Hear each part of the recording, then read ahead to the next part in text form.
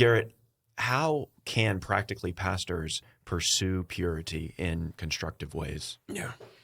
I think it begins with remembering that you're first always a sheep. Like, so the most important thing about me is not that I'm a pastor. So I'm a Christian who's a husband, a father, a member of Delray Baptist Church who happens to serve as a pastor. Like, when I think through my identity, that's who I am.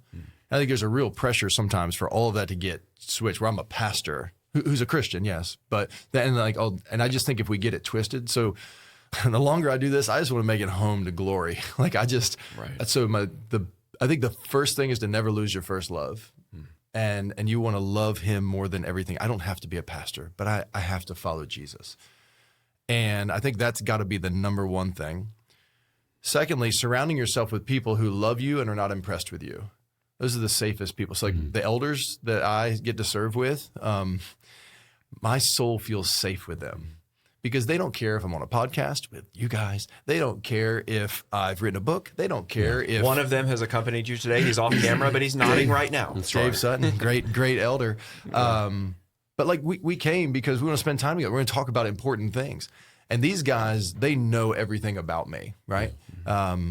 My soul is safe with brothers who love me enough to ask me hard questions. I'm on a text thread with a couple of brothers who are on staff with Ben and Jason and Chris. These three guys, they know everything about me. And it's not just my sexual temptations. Like, this is the thing, one of the illusions about the struggle with pornography, it's just this. Well, all the roots of sin grow together and feed our flesh. So as you mentioned some other sins, there's lots of things that are going on in our life all the time, stress and pressure and envy and jealousy, all of this. So we want to, these brothers help me. So like when I'm like, hey, I'm about to go home, guys, I'm feeling tired and lazy. I do not want to talk to my family. I want some me time. Pray for me to go home and be a servant. Right. Send them a text. Like those, we have that kind of normal. So how do we do this? You create relationships that are safe for your soul, where it's normal to talk about the ways that you need brothers to help you to go to the throne of grace and get that grace and keep your eyes on Jesus so that you're strong. And then they've got to know your areas of weakness. So for instance, like my wife's going out of town this weekend. So those brothers are going to know, hey, Carrie's going out of town this weekend. Ask me how I'm doing. Here's, I'm going to give you some remote controls, all that kind of stuff. My phone's locked down. My wife has a password. So if I want to download an app, like I give my wife my phone. I'm like, sorry, you married a 13-year-old. Can you put in the code so I can download an app and all that? I mean, but it's inconvenient, but I want to go to heaven. Jesus says it's better to cut off your hand and pluck out your eye. So you got to figure out what are the ways you're temptable. That's going to look a little different for everybody. I want to put barbed wire up everywhere to make it really difficult to get there. For me to get to pornography right now, the amount of work that I have to do to get there is a lot, just because I put so many safeguards.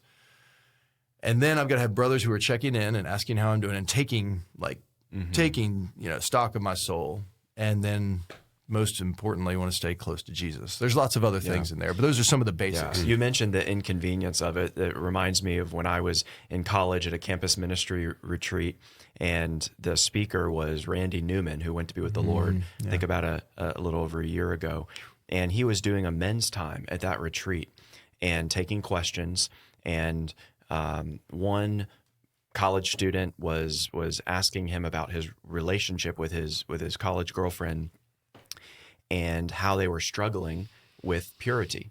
And Randy said, well, when is this happening? When are you guys falling into sin?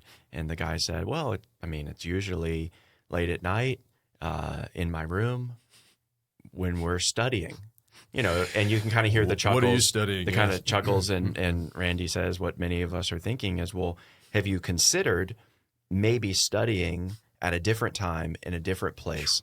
Yeah. And the guy responded, not trying to be funny. He was actually very sincere. He said, but that would be really inconvenient for our schedules. And I'll never forget how Randy responded. He just looked at the guy with deadly serious love in his eyes and said, son, righteousness is almost always inconvenient. That's true.